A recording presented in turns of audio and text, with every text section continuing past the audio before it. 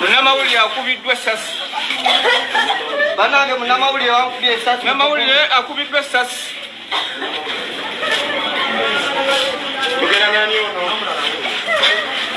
N'omulala wuuno akubiddwa.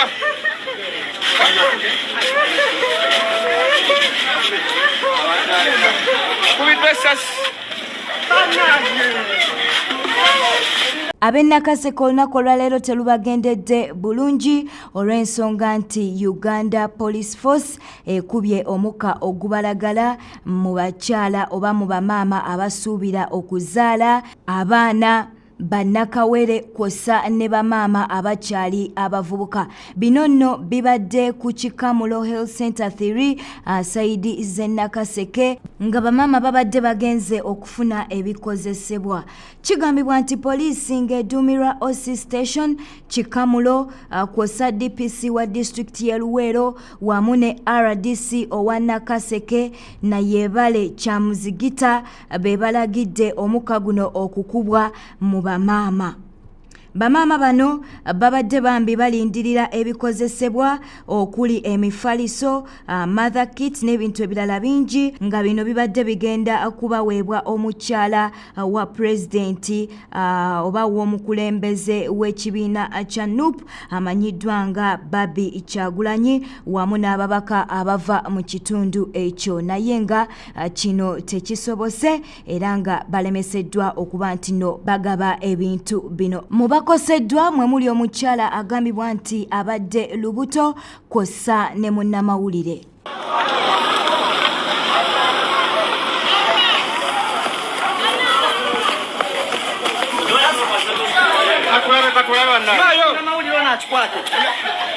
Munnamawulire akubiddwa essasi.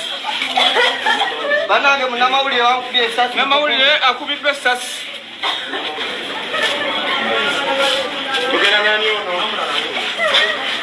N'omulala wuuno akubiddwa.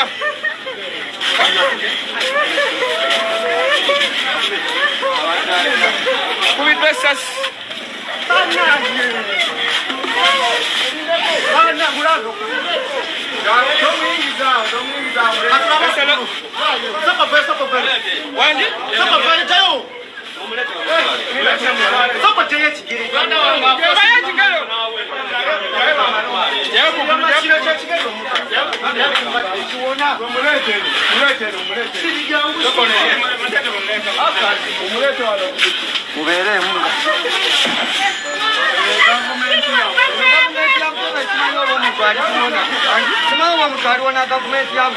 Ye omukyala w'omukulembeze w'ekibiina kya NUP Barbie Kyagulanyi yasaliddwako ab'ebyokwerinda ng'ono yabadde ne banne bwe babadde bagezaako okulaba nti batuuka e NAKASEKE. Bano basaliddwako Saidzawo ebbombo era nga tebasobodde kutuuka NAKASEKE okuwa bamaama ebikozesebwa naddala ab'embuto abasuubira okuzaala n'abayonsa.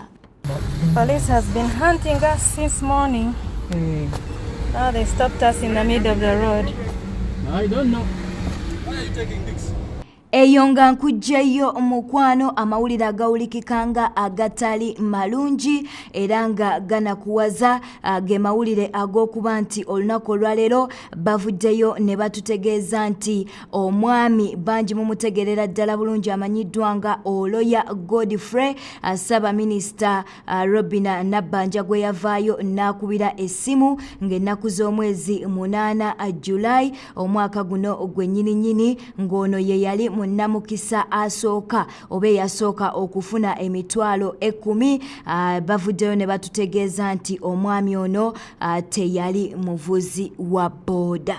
Kinajjukirwa nti Minisita Boda Nabbanja yavaayo n'ategeeza nga gavumenti bwe yali egenda okuwa emitwalo 10 eri abawejjere abaakosebwa omuggalo gwa ssenyiga lumiimamawuggwe oba COVID-19 era ng'omwami eyasookera ddala ye yali Godfrey Olaya, wabula ng'olunaku olwaleero amawulire agatali malungi galaga nti omwami ono si muvuzi muvuzi wa boda. Amawulire gatufuna wano ku Newspark galaga nti ono omwami ayitibwa Oloya Godfrey ye mumyuka wa meya w'ekibuga Kyeggulu era nga tabeerangako muvuzi wa boda. Bino byakakasiddwa akakiiko aka Public Accounts Committee on Local Government ne bategeeza nti omwami gwe baakubira ku TV kosa ne radio nga Minisita Boda Nabbanja yamukubira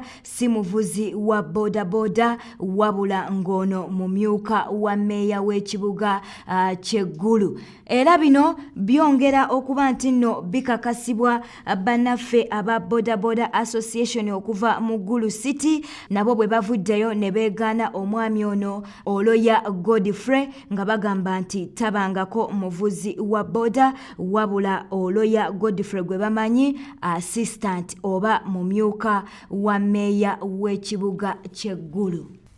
Eyo nga tuvuddeyo eyaliko omumyuka wa President Gilbert Bukenya avuddeyo n'alabula Ssaabaminisita Boda Nabbanja n'amugamba nti asaanidde okwegendereza ennyo kubanga mu gavumenti mujjuddemu abamafiya. Ono avuddeyo n'agamba nti gavumenti ejjuddemu abamafiya bangi nga newankubadde omuntu aba akola bulungi emirimu gye tekibagaana kuba nti nno bamulwanyisa.